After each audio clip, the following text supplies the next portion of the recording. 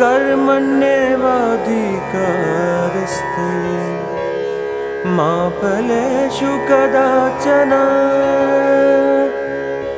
मा कर्मफलहेतुर्भूर्मा ते संगोऽस्त्वकर्मणि। नमस्कार, जय श्री राम। आज का एक विशेष टॉपिक है, चर्चा का जो विषय है वो योगी आदित्यनाथ जी का शपथ ग्रहण समारोह, जिसकी डेट अभी आ गई है 25 मार्च 2022 में 4 बजे शाम को योगी जी शपथ ले रहे हैं। शपथ ग्रहण जो है किसी चीज़ का एक आरंभ होता है और ज्योतिष के अंदर आरंभ बहुत महत्वपूर्ण है। किसी भी चीज़ का, किसी भी घटना का आरंभ, the beginning of any event is very very important in astrology. The very moment decides that event going to be successful or it is a failure. The beginning of the moment is very very important.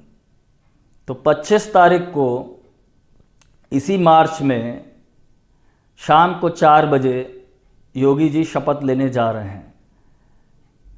इस video को बनाने का मेरा एक ही उद्देश्य है कि उन इवेंट्स को दिखाना जो पीछे योगी जी ने शपथ ली थी 2017 में। आज ही का दिन था, 19 मार्च 2017 को 2:18 पे योगी जी ने कर्क लग्न, ज्येष्ठा नक्षत्र और सप्तमी तिथि थी, तब योगी जी ने शपथ ली और उसका परिणाम ये हुआ कि दोबारा आज फिर शपथ ले रहे हैं मुख्यमंत्री पद की।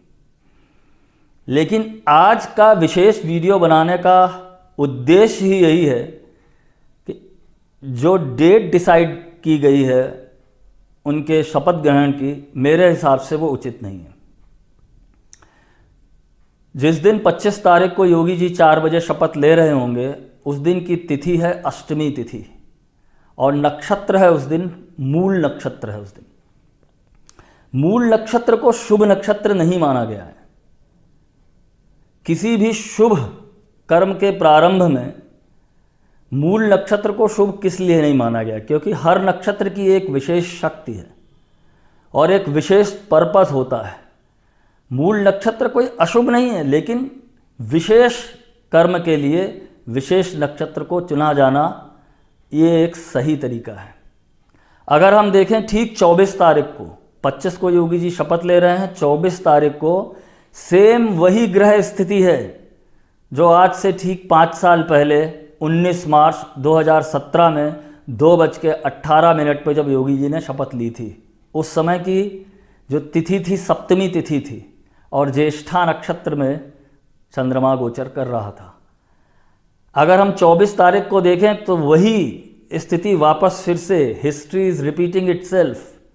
ज्येष्ठा नक्षत्र भी है, सप्तमी तिथि भी है। तिथियों का बहुत महत्व है। जो हम पंचांग बोलते हैं ज्योतिष के अंदर, पंचांग मतलब 5 जिसके अंग हैं, पंच अंग। तो उसके अंदर 3 चीज़ें जो सबसे महत्वपूर्ण हैं। पहला चीज़ तो है दिन कौन सा है, वार। फिर दूसरा क्या है कि तिथि, पंचांग का पार्ट है तिथि, वार। और तीसरी सबसे महत्वपूर्ण चीज़ है नक्षत्र क्या है। तो अगर हम इन तीनों चीज़ों को देखें और कंपेयर करें पीछे से, तो हमको देख के बड़ा आश्चर्य होगा कि अगर जो विनिंग कॉम्बिनेशंस होते हैं उनको कभी परिवर्तित नहीं करना चाहिए। मुझे समझ में नहीं आता है योगी जी के चारों तरफ कौन से एस्ट्रोलॉजर हैं जिन्होंने उनको ये सलाह दी कि वो मूल नक्षत्र में शपथ ग्रहण करें। मूल नक्षत्र की शक्ति कही गई है भरहण शक्ति, power to destroy, power to ruin, किसी चीज को नष्ट कर देने की शक्ति भरहण शक्ति के।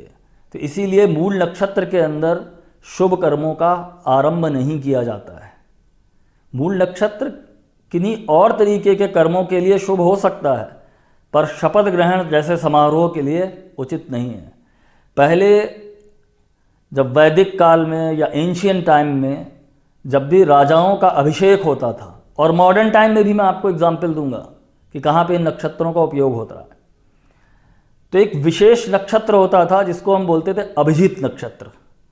अभिजीत नक्षत्र के अंदर जब अभिजीत नक्षत्र में चंद्रमा का गोचर होता था तो उस समय राज्याभिषेक किए जाते थे।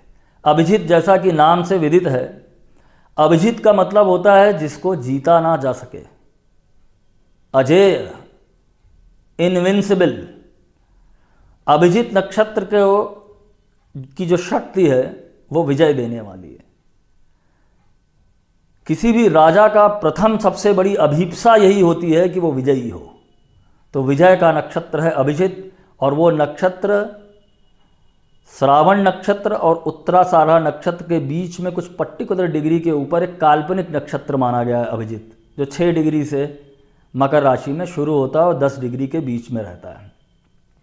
अभिजीत नक्षत्र एक विशेष नक्षत्र होता था राजाओं के राज्याभिषेक के लिए।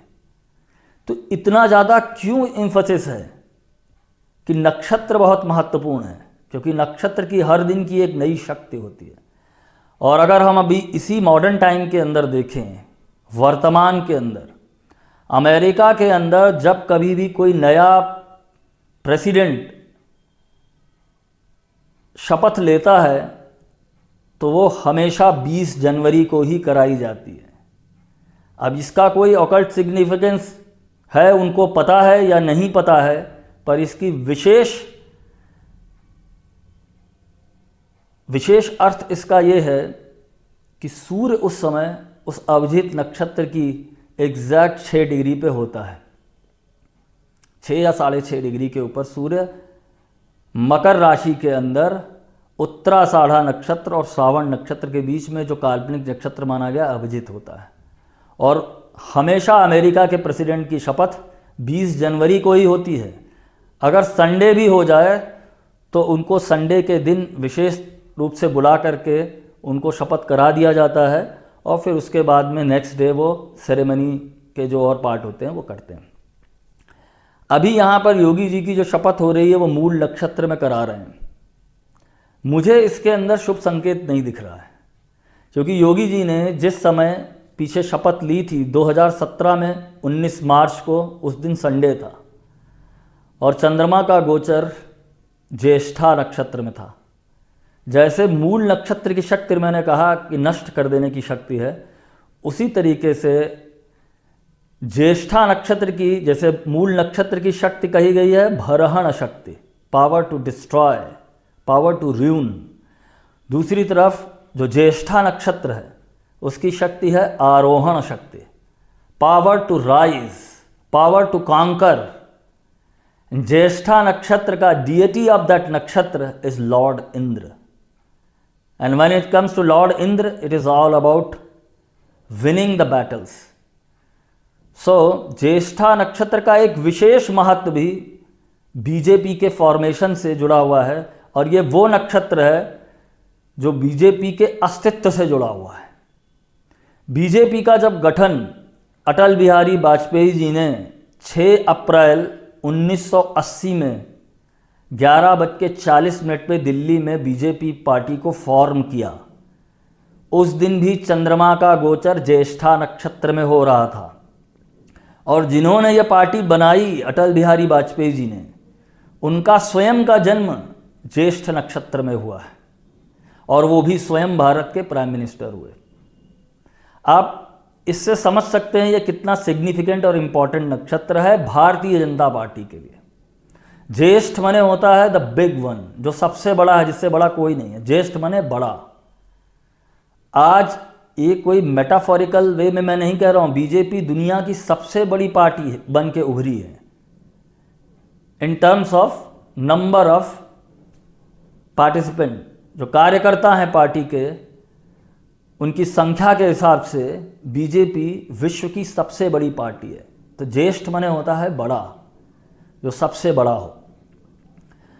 और ज्येष्ठ नक्षत्र का जो मेन कोई भी कॉन्स्टिलेशन होता है, इस a combination of many stars. तो जो उसका मेन सबसे बड़ा स्टार है वो एंटेरिस है। और एंटेरिस आपको जान के आश्चर्य होगा कि अपने सोलर सिस्टम में जो अपना सन है उससे 800 टाइम्स बड़ा है। और इसको ऋषि तब से जानते थे, कैसे? उन्होंने कहा कि ये ज्येष्ठ नक्षत्र है। तो मेरा कहने का मतलब ये है कि ज्येष्ठ नक्षत्र योगी जी के लिए तो महत्वपूर्ण ही है, भारतीय जनता पार्टी के लिए भी एक महत्वपूर्ण नक्षत्र है। और इसका सिग्निफिकेंट इसलिए भी महत्वपूर्ण हो जाता है कि जो योगी जी की कुंडली, अभी एक अच्छे एस्ट्रोलॉजर हैं अमेरिका में, नरसिम्हा राव जी ने, जिन्होंने किसी विश्वत सूत्रों से बताया कि उनके पास में उनकी ओरिजिनल कुंडली है, तो उसके हिसाब से उनका जो जन्म हुआ है योगी जी का, वो रोहिणी नक्षत्र में हुआ है और कर्क लग्न है उनकी। और दो महत्वपूर्ण ग्रह जो उनकी कुंडली में राजयोग बना करके बैठे हैं, बुध और बृहस्पति, जो पंचम भाव पिछले जन्म के किए हुए पुण्य कर्मों का भाव होता है, पूर्व पुण्य भाव, इष्ट देवता का स्थान होता है, वहाँ पर बुध और बृहस्पति दोनों ज्येष्ठ नक्षत्र में हैं। और दूसरी तरफ उनका जन्म नक्षत्र है रोहिणी। रोहिणी नक्षत्र की शक्ति है रोहण शक्ति और ज्येष्ठा की शक्ति है आरोहण शक्ति। ये दोनों नक्षत्र 180 डिग्री पे एक दूसरे के अपोजिट होते हैं, एक दूसरे के पूरक हैं।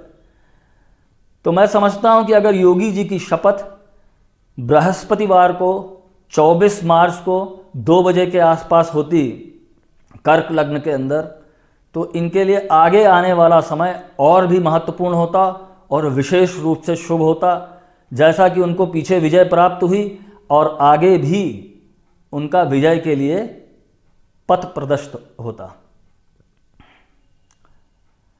तो मेरा जो यहाँ पर एक विशेष, कोई भी व्यक्ति इस वीडियो को देख रहा है भारतीय जनता पार्टी से, अभी आने वाले समय में शपथ ग्रहण में समय है, अगर हो सके तो 24 तारीख को शपथ कराई जाए तो योगी जी के लिए ज़्यादा शुभ इसके अंदर स्थितियां बनती हैं। यही एक विशेष मैसेज मैं देना चाहता था। और आगे बहुत सारे लोग एनालिसिस के लिए बैठे, उनके पास भी बहुत सारे लोग होंगे उनको गाइड करने के लिए। मेरा एक मत था जो मुझे इस पूरे इवेंट में दिखाई दिया, वो मैंने आप लोगों से शेयर किया है। जय श्री राम।